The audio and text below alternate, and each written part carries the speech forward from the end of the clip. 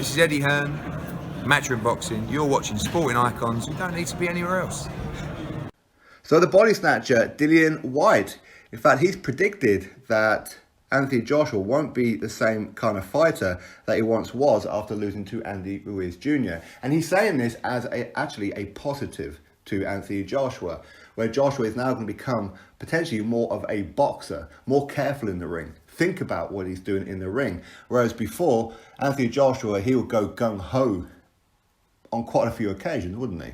And we'll break down a lot of that as this video goes along, including Dillian Whyte's statement, which I'll read out in a second. Now, I know a lot of you guys have said that since Anthony Joshua boxed the way that he did against Andy Ruiz Jr., which was safety first, and boxed very, very smart, is he now going to be boxing that way then on in?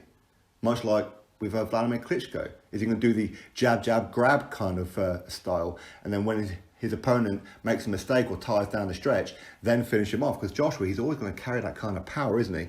Anyway, this is what Dillian Whyte had to say about Anthony Joshua. Then, of course, we'll have a bit more of a chat about it. So, Dillian Whyte's statement. Anthony Joshua won't be the same fighter after losing the first fight. We've seen this before. Lennox Lewis was an aggressive fighter on the front foot, but got knocked out by Hasim Rahman. Then he changed his style. People forget Wladimir Klitschko was one of the most aggressive heavyweights for a long time. But then he got done by Ross Purity, Corey Sanders and Lamont Brewster, then changed his style.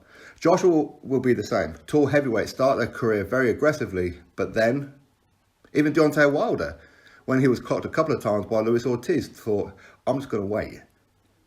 We have seen this time and time again in history, and it's always the same. Let's go further back. Carlos Takam, Alexander Povetkin, Joseph Parker. There were signs of caginess and not liking getting hit. So that is Dillian Whyte's statement. Now, Dillian, he does go on to talk about other things, a potential future fight with Anthony Joshua himself and all that kind of thing.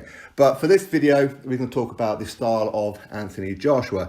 Now, he says at the very end there, going further back with Carlos Takam, Alexander Povetkin, Joseph Parker, where he was boxing. He wasn't coming out of the blocks straight away. Now, with Carlos Takam, he kind of did, but then, of course, he got that headbutt on the bridge of the nose, and then he turned into like a bit of a boxer, which is probably why the fight lasted as long as what he did.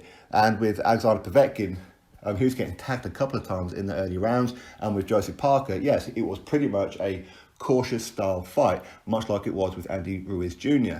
Now, for me, the reason why that kind of started off with against like a Carlos Takam and so on and so forth is down to, in part, what happened with him when Dillian Whyte hit him on the chin himself and wobbled and rocked Anthony Joshua.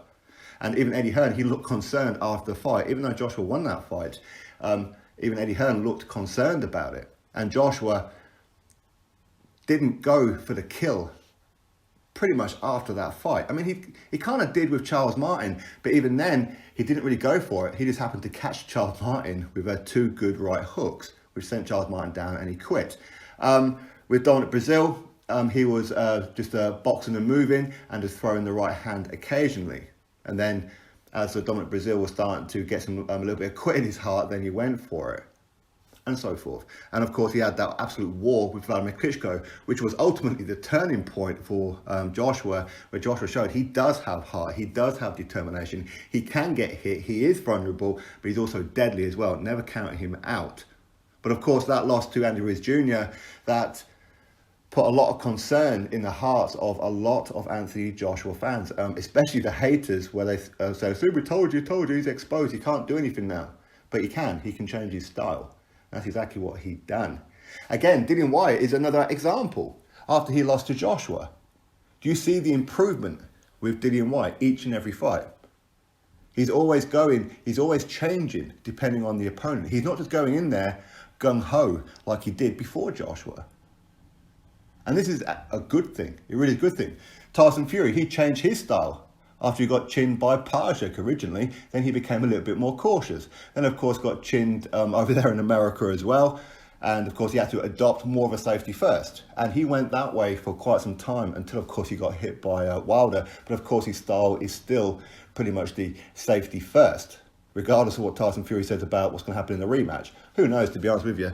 But he's absolutely true. Wladimir Klitschko, he became a dominant unified heavyweight champion for virtually a 10-year period, didn't he?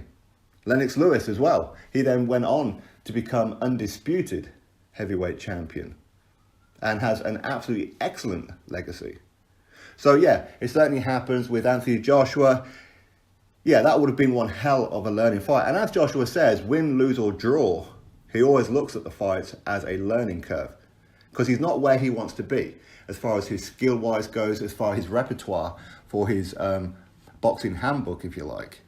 Win, lose or draw is kind of irrelevant to him right now. It's all about progressing. Once he hits his peak, then we'll see the best of him when he gets past the 30-fight mark. This is what Anthony Joshua pretty much said time and time again when he says that Deontay Wilder, he's had over 40 fights. If I've had over 40 fights, I'll be untouchable. So again, it's all about the future. Anyway, article in the description box for you guys. Go give it a read for yourself, come to your own thoughts, and I'll catch you all on the next video. Subscribe.